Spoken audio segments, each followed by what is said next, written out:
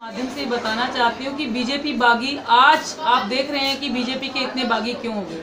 वास्तव में जो बीजेपी में टिकट जो मिली है वो एक अच्छे प्रत्याशी को नहीं दी गई, ऐसे प्रत्याशियों को दी गई जो बाहुबली के तौर पर, पैसे के तौर पर, जिन्होंने सिर्फ लेंटर माफियों के हिसाब से पैसा कमाकर इस टिकट को खरीदा गया है।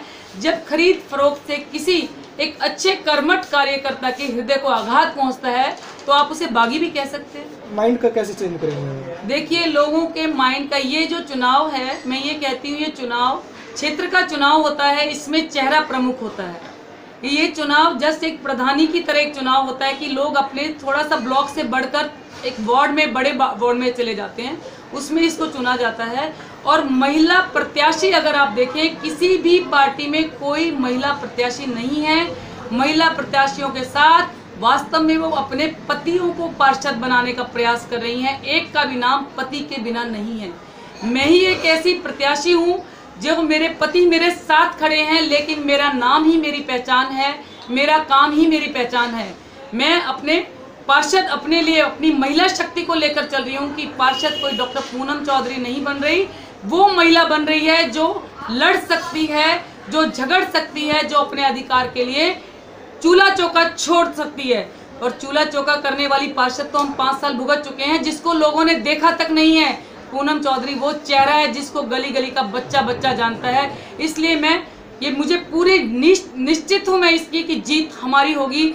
और माताएं बहनें अगर कोई ठान लेती हैं तो उस कार्य को पूर्ण करती है। मैं दुर्गा शक्ति के रूप में उतरूंगी, पूरे वार्ड को भय मुक्त, आतंक मुक्त करने के लिए जीत मेरी निश्चित होगी। मैम, इस तरीके से ये बिल्कुल मधु विहार के मुद्दे हैं। मधु विहार के विकास को जो रोक रहे हैं, नालियों की समस्या है, कूड़े की समस्या है, कूड़े के जगह जगह ढेर लगे हैं। वो कहते हैं कि हमने कूड़े के लिए जो है, हमने भंडार करने के लिए वहाँ पे कूड़े का निधान वो बना रखा है कि कूड़ा वहाँ पर उसको हम चेंज करते हैं। सरकार ने एक प्रयास तो किया, लेकिन उस कूड़े को उठाओगे तभी तो आप उसको चेंज करेंगे।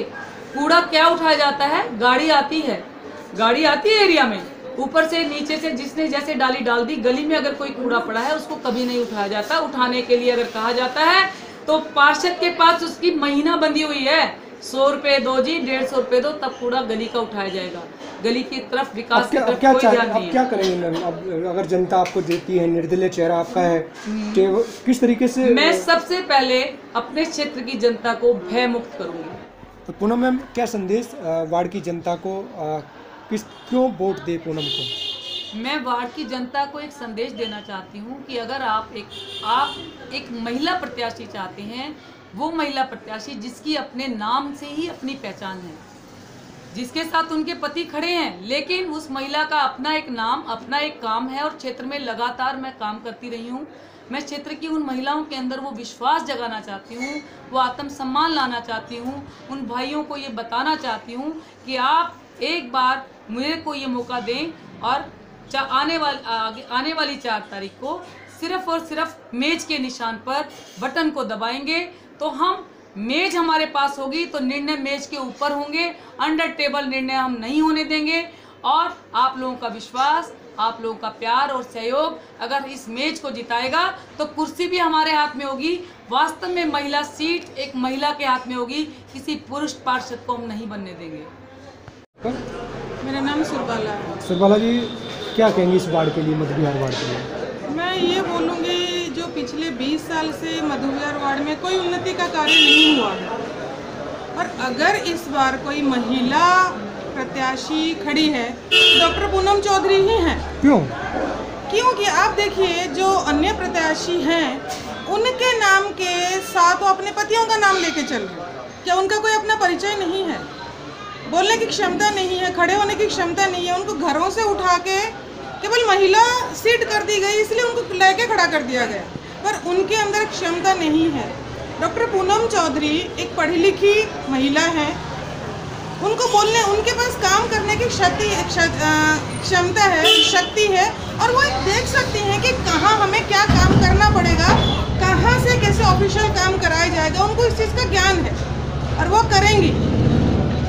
और उन्नति के कार्य में उन्होंने बहुत हमारे साथ दिया है कोरोना के टाइम पे, और जो वैक्सीन वैक्सीनेशन चल रहा था, वो हर घर से लेके वैक्सीनेशन करवाया, वो उन्होंने हमारा साथ दिया। हम भी चाहते हैं उनको वोट दे के जिताएं ताकि हमारे इस वार्ड में उन्नति का कार्य हो पाए।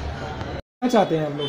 देखिए, जितने मैंने देखा, जितने भी कंटेस्टेंट खड़े हुए हैं, सब अपने पति के नाम से, उनके पति जो हैं वो पहले पार्षद रह चुके हैं, वो उनकी आड़ में जो पार्षद हैं वो अपनी पत्नियों की आड़ में चुनाव लड़ रहे हैं। उन्होंने जैसे अभी तक देश को, अपने यहाँ मधु विहार वार्ड को खाया है, ऐसे ही वो आगे भी खाएंगे इसको। सिर्फ एक ही निर्दलीय उम्मीदवार मुझे ऐसी लगी हैं जो इस क्षेत्र का समुचित विकास करा सकती हैं, डॉक्टर पूनम चौधरी, जो शिक्षित भी है। अभी तक कोई, मुझे नहीं लगता कि कोई भी महिला प्रत्याशी इतनी शिक्षित होंगी, जो शिक्षित ही नहीं है, जो घर से ही नहीं निकल सकती, जिनको बाहर निकलने के लिए अपने पति का साथ चाहिए, वो क्या लोगों का विकास कराएंगे, क्या वो वार्ड का विकास कराएंगे। तो मेरे तो सभी लोगों से ये एक अपील है कि एक शिक्षित उम्मीदवार को, एक पढ़े लिखे उम्मीदवार को, एक दबंग उम्मीदवार को अपना यहाँ से वार्ड से चुनकर एमसीडी में भेजें, ताकि अपने वार्ड का विकास हो सके और जो काम है, जो दुर्दशा वहाँ पर हो रखी है, वो दुर्दशा ठीक हो जाए।